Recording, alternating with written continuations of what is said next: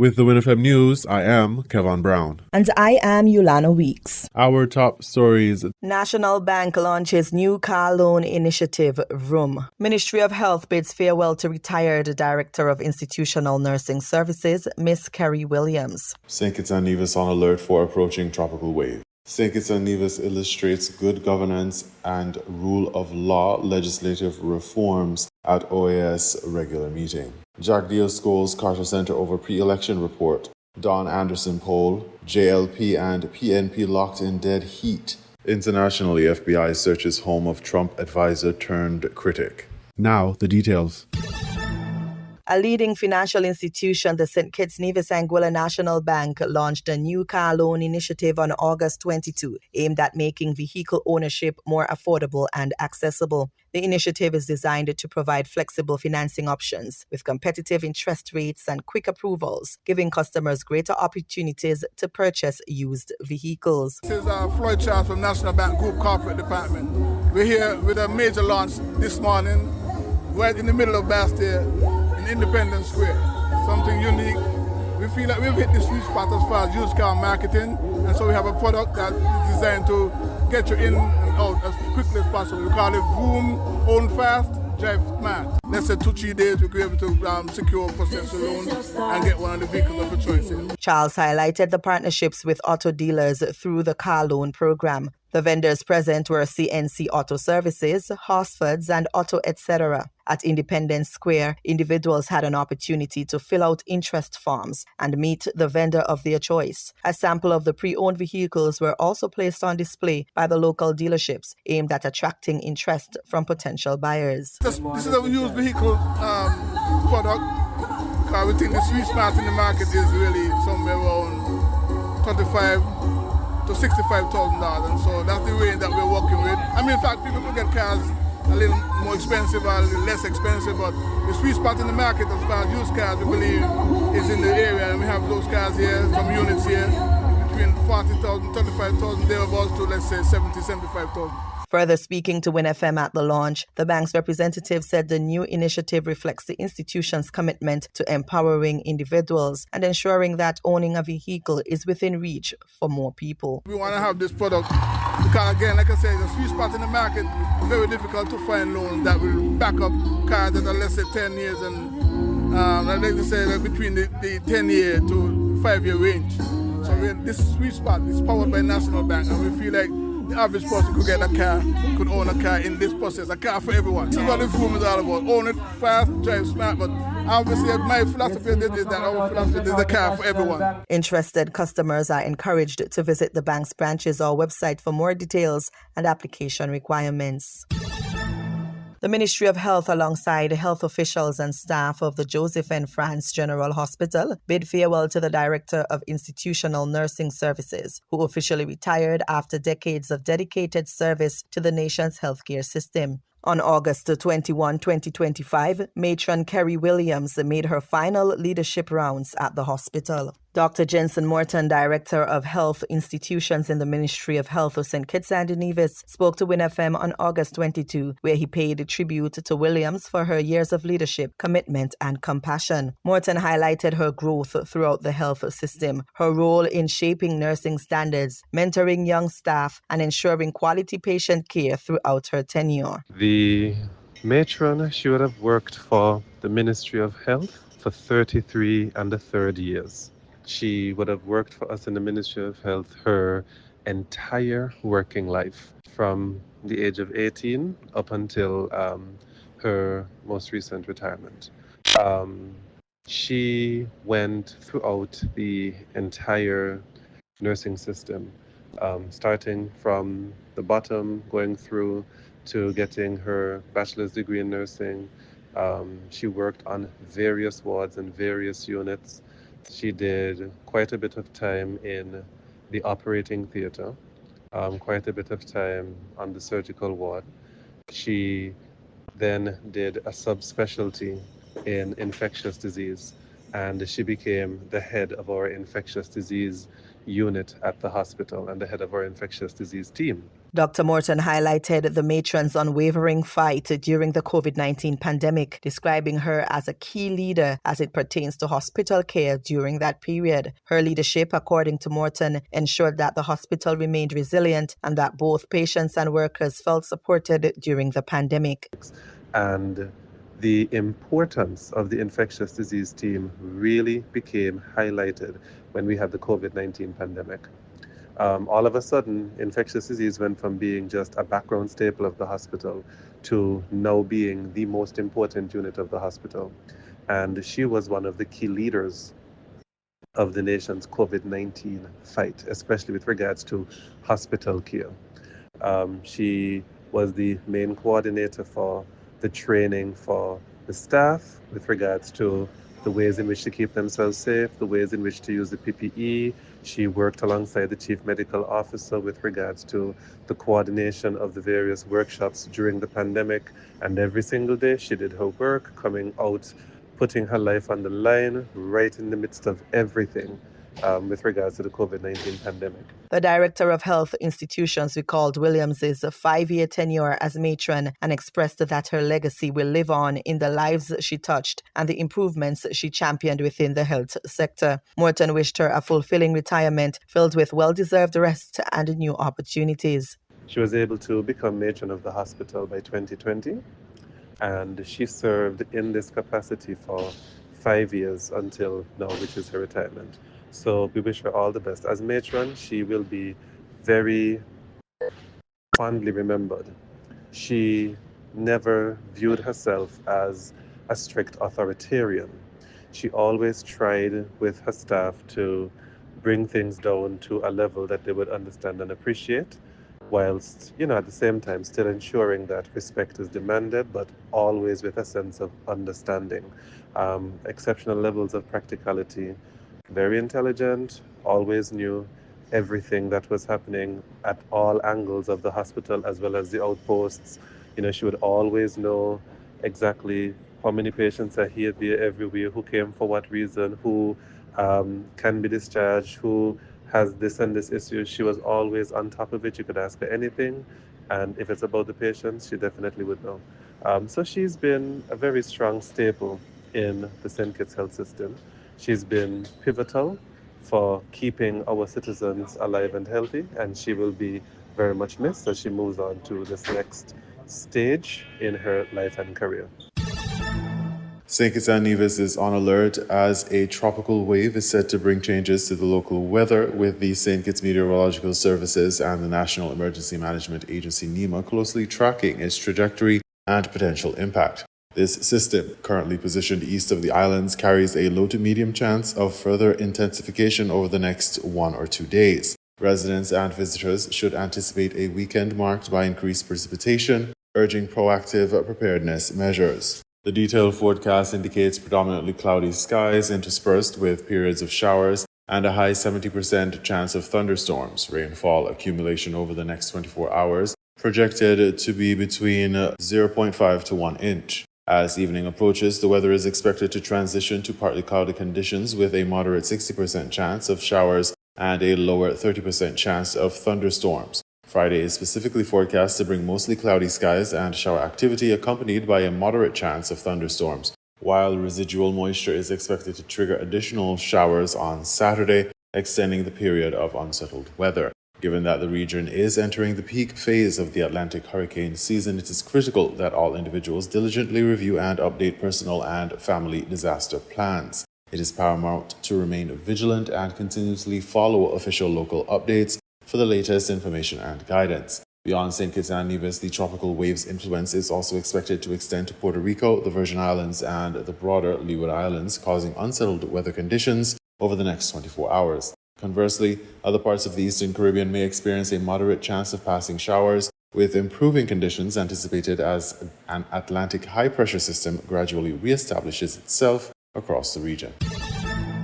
St. Kitts and Nevis has proactively strengthened its commitment to the rule of law and good governance, a testament to its dedication to fostering a transparent and accountable public sector.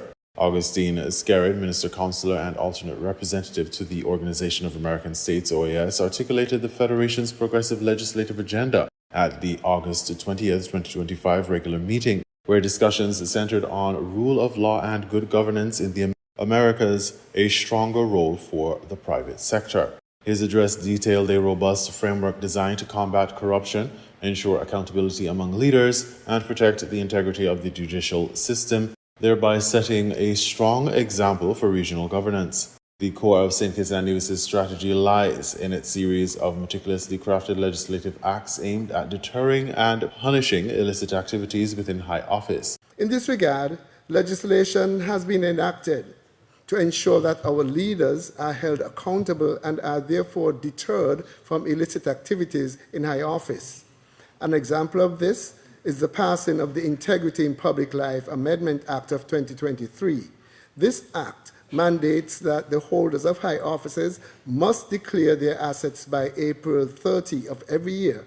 In this way, unexplained enrichment can be investigated and addressed according to relevant laws. Complementing this, the Proceeds of Crime and Asset Recovery Act of 2020 further empowers the state to act, providing for the forfeiture or confiscation of proceeds of crime. The Act provides for confiscation of tainted property and gives the court the authority to grant unexplained wealth orders. An unexplained wealth order may be granted against a politically exposed person where there are reasonable grounds for suspecting that that person's known sources of lawfully obtained income would have been insufficient to enable him or her to obtain the property. This dual approach ensures both proactive disclosure and reactive investigative capabilities. Further reinforcing this legislative foundation are critical acts designed to protect whistleblowers and safeguard judicial processes. To strengthen the functionality of these bits of legislation, the Whistleblowers Act of 2023 came into force in December of that year. A whistleblower is defined as any public officer who personally is aware of corrupt conduct or improper conduct and who intends to make or actually makes a disclosure of such conduct to a disclosure receiving authority. The disclosure receiving authorities are identified as the chairpersons of Integrity Commission, Special Prosecutor, Director of Public Prosecutions, Ombudsman, Chief Medical Officer, or any other person that the Minister may prescribe. The Act also allows for anonymous disclosures. These, Chair and colleagues, along with the Justice Interference Prevention Act of 2024, serve to strengthen the rule of law in St. Kitts and Nevis. This law, better known as the Witness Protection Law, makes it an offense to intimidate, harass, or even attempt to bribe witnesses to criminal activity. These comprehensive measures collectively demonstrate St. Kitts and Nevis' unwavering dedication to cultivating a governance environment characterized by integrity, transparency, and a strong rule of law. In regional news, Jack Dio scolds Carter Center over pre-election report. News source Guyana reports. Incensed over a pre-election report published by International Observer Mission, the Carter Center, General Secretary of the People's Progressive Party Civic, Vice President Barrett Jagdeo, scolded the Carter Center for attempting to what he considered dictate the operations of local banks that have taken a decision to cut ties with candidates of the We Invest in Nationhood Party due to their association with U.S.-sanctioned businessman turned politician Azruddin Mohammed, who heads the party. Addressing reporters at Freedom House today, Mr. Jagdeo described the decision by the Carter Center to weigh in on the decision of the local banks as very strange. They took it upon themselves. Carter Center is a political organization to tell banks how they must conduct their affairs when even OFAC refused to do that. OFAC made it very explicit, and that's the United States Treasury Department, which is a financial institution, said, we will not tell the local banks what to do because each bank operates within a framework. So I find that very strange. Additionally, criticisms that the ruling party was utilizing state resources to campaign did not sit well with Mr. Jagdeo. According to him, the contention is nonsensical. The president is still the president of Guyana. The prime minister is still the prime minister of Guyana. In fact, after the elections, 5 months after the elections, you had ministers of government using state assets when they had already lost the elections. And they said, oh, some people are still going using state vehicles. So you expect the president not to go with his vehicle? It's a bunch of nonsense. And then, oh, the president or others are opening hospitals and schools. And you know, we have no apology to make for that. In opposition, Mr. Jagdeo had complained about the use of state resources for political campaigning by the then government, even flagging the then president's use of the military helicopter to attend a political meeting at the time. On the Carter Center's criticism of government events being taken over by partisan politics, Mr. Jagdeo said the commissioning of hospitals and schools ahead of the elections is a demonstration of his party's commitment to the country and that it has made good on its promises. He said for that, the PPP Civic has no apologies to offer.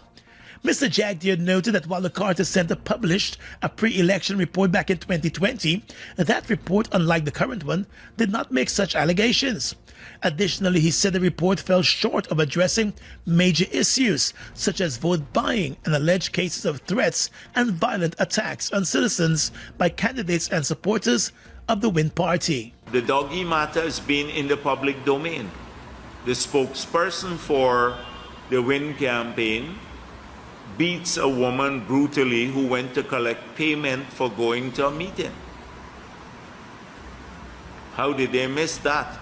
How did they miss the fact that Brian Max, who is a candidate on that party's list, threatened to kill the Minister of Education?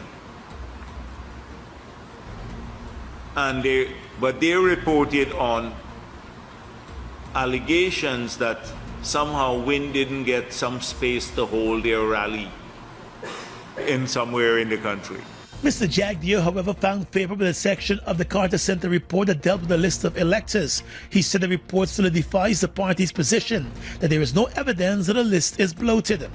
The APNU and the AFC have complained bitterly about the state of the list, contending that it contains the names of thousands of dead people and Guyanese who no longer reside in the country.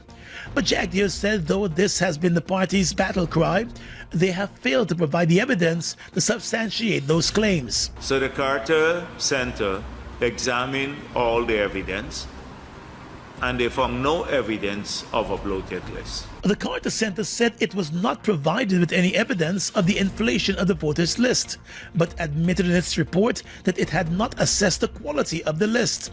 Mr. Jagdeo is also pleased with the center's report that the election campaigns in Guyana have been peaceful for the most part.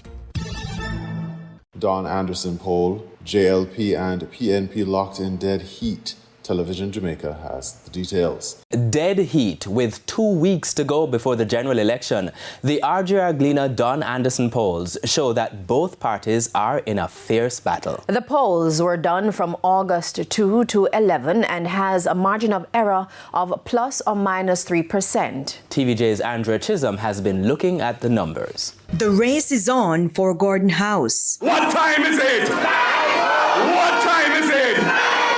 Choose wisely. Choose Jamaica. Pollster Don Anderson of Market Research Services put the issues to 1,008 registered voters across all parishes. Which of the two parties do you feel has the interest of the people more?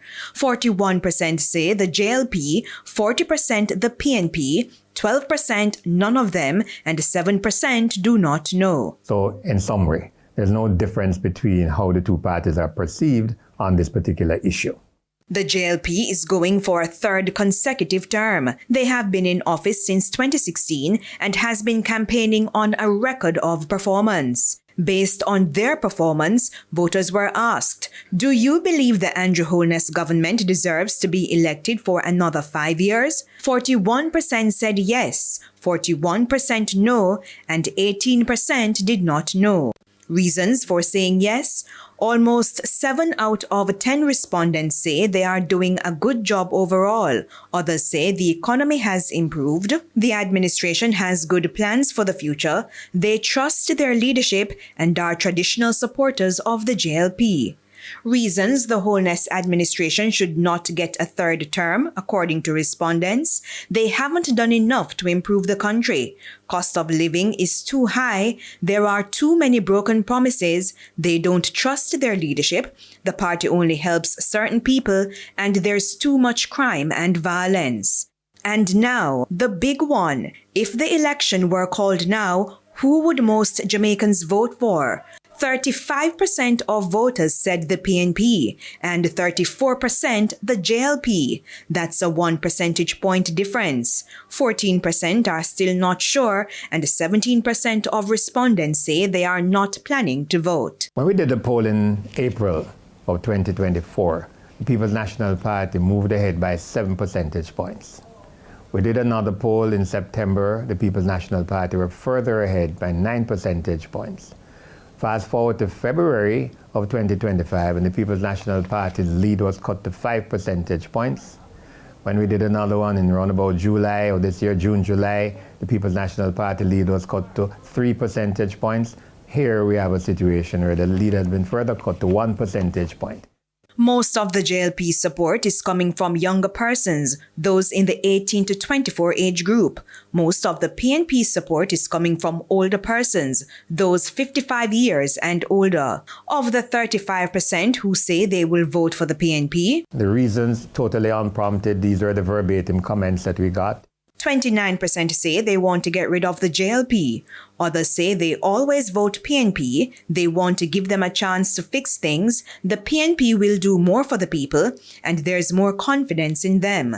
Of the 34% who say they would vote for the JLP, it's because they're doing a good job. They want them to continue the projects they started. They have always voted for the JLP, and they have more confidence in them. Andrea Chisholm, TVJ News. We now bring you these international reports. FBI agents have raided and searched the home of President Trump's former National Security Advisor John Bolton. Reports say the search was ordered to determine if Mr. Bolton had illegally shared or possessed classified information. John Bolton worked for President Trump in his first term, but has since become one of his most outspoken critics. Well, this is the scene live outside the house in the Washington suburb of Bethesda. In a statement, the FBI said it was conducting court-authorised activity in the area. In the last hour or so, the Deputy Director of the FBI, Dan Bongino, posted on X, "Public corruption will not be tolerated," and he reposted an earlier post by the Director of the FBI, Kash Patel, who'd said, "No one is above the law, FBI agents on a mission." Let's go to the White House and our North America correspondent Bernd de Boosman. But we've seen also activity outside John Bolton's Washington office. Just tell us what we know.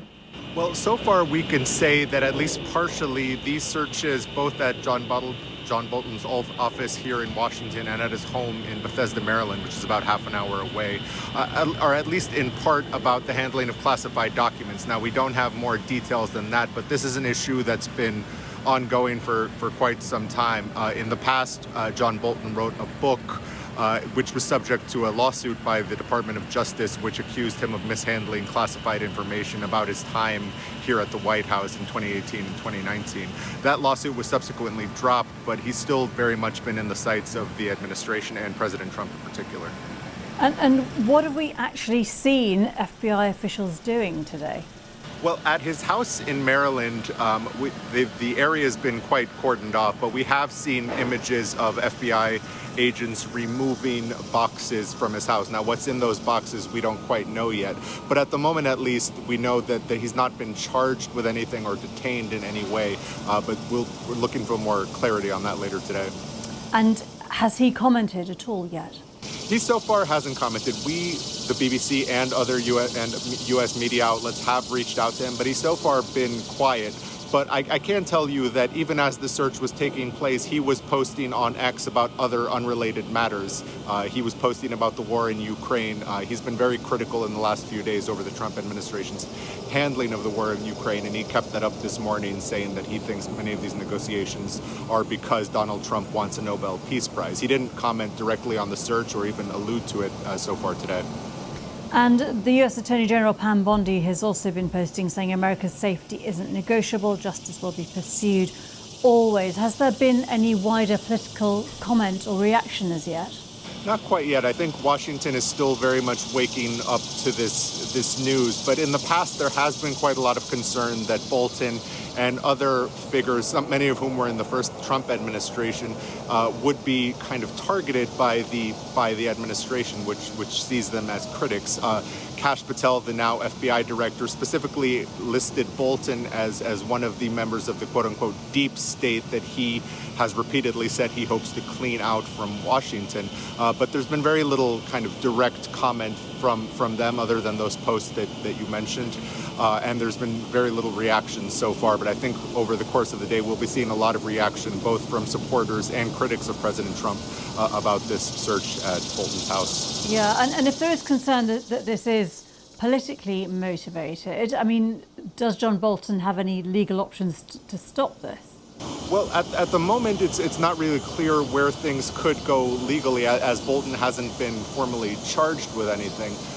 This administration has made a point, though, that they would kind of seek out people they see as endangering national security by, for example, mishandling documents, or people who are whistleblowers, for example, which has been subject to some legal challenge. But at the moment, it's still quite too early to say exactly what the next steps are here legally. But one suspects that if there are charges down the line or a further investigation, then John Bolton would, who's been extremely critical of this administration, would defend himself in court as much as possible. Bernd Moosman, thank you very much. We'll stay up to date, of course. Intense. Gaza's war-wounded wait for care that was once delivered in fully equipped hospitals. Now, field hospitals are the front line of survival. Fragile, improvised, yet indispensable. Doctors Without Borders has set up emergency facilities where medicine is rationed and every procedure is a battle against scarcity. These tents are neither permanent nor sufficient, but without them, countless lives would be lost. In terms of the injuries that we see, for example, in our clinic here, we see many people with orthopedic injuries, so crushed limbs, gunshot wounds as well, burn injuries from people who have gotten injured by strikes. What we're seeing as well, that it's very difficult for these people to heal, including because of the hunger crisis that we see here in Gaza City. People do not have access to sufficient food, which means that their wounds are not healing the way they should. The Palestine Red Crescent Society has made the same compromise with reality. The tents now serve as operating rooms and wards, taking in victims of bombardment and of Israeli fire on civilians seeking food and aid. Al-Mawasi Field Hospital has a capacity of 60 beds. We operate in a very densely populated area, full of displaced people. We receive enormous numbers of patients injured by Israeli bombardment or shot while trying to get food, which consumes most of our medical supplies. We're still battling to continue providing medical services to our people. These makeshift hospitals exist because Gaza's healthcare system has been dismantled by Israel. The World Health Organization says 94% of Gaza's hospitals are damaged or destroyed. Aid organizations caution that the balance has collapsed as demand surges and hospitals falter. The makeshift tents of Gaza have become critical. Gaza's healthcare system is in a free fall, and now tents have become the lifelines. For the wounded, this is survival on the edge of catastrophe. Tariq Abazoum, Al Jazeera, from a Nusayrat refugee camp, Palestine. For years, Venezuelans fleeing Nicolas Maduro's rule saw the United States as a safe haven.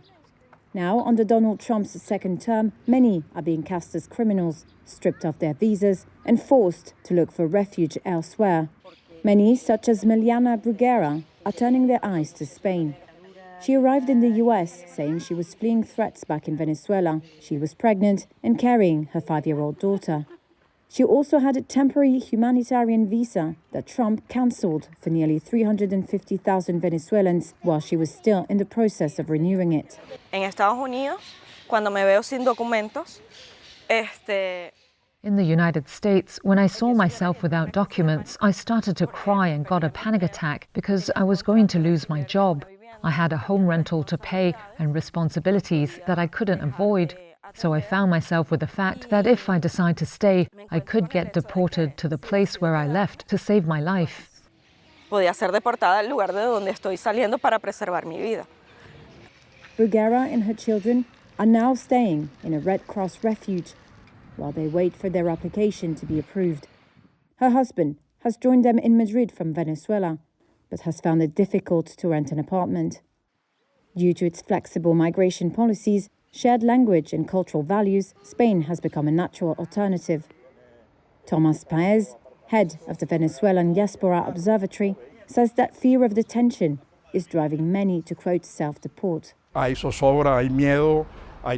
People are even afraid to go to school or work for fear of being raided and arrested. There's already that concentration camp, that Alcatraz alligator. The observatory says that Venezuela's ongoing economic crisis has driven over 9 million migrants abroad. Most have remained in Latin America, straining public services in countries like Colombia. But Spanish data shows Venezuelan arrivals overall are accelerating. In the first half of 2025, Venezuelans accounted for 59% of asylum applications in Spain. It offers Venezuelans a relatively easy migration path with automatic residence permits for humanitarian reasons if asylum requests are denied. From Nvidia earnings to political paralysis in Japan, these are the stories to watch in business and finance in the coming week. Nvidia's Wednesday earnings report takes on greater significance after tech shares stumbled on some caution over the AI boom. Any commentary from the bellwether related to demand and spending could have broad ramifications for companies exposed to AI. Focus could also fall on Nvidia's deal with the Trump administration, which gives the U.S. government 15% of revenue from sales of some advanced chips in China. Global defense stocks took a beating on signs that peace could return to Ukraine. The sector has been on a tear most of 2025 as conflicts in the Middle East and Ukraine have prompted governments to boost defense spending. But geopolitical analysts caution that it's far too soon to start pricing in a peace dividend. Political paralysis in Japan is putting pressure on the bond market, with 10-year bond yields hitting their highest since 2008 and 30-year yields at all-time peaks. Calls continue for Prime Minister Shigeru Ishiba to step down, and things could come to a head this week. His ruling Liberal Democratic Party will release a fact-finding report on the reasons for the poor poll showing by month end. You were listening to the WINN FM 98.9 newscast. Our top stories were: National Bank launches new car loan initiative, VROOM. Ministry of Health bids farewell to retired Director of Institutional Nursing Services, Miss Kerry Williams. St. Kitts and Nevis on alert for approaching tropical wave. St. Kitts and Nevis illustrates good governance and rule of law legislative reforms at OAS regular meeting. Jack Diosco's Carter Center over pre-election report. Don Anderson poll, JLP and PNP locked in dead heat. Internationally, FBI searches home of Trump advisor turned critic. Thank you for listening.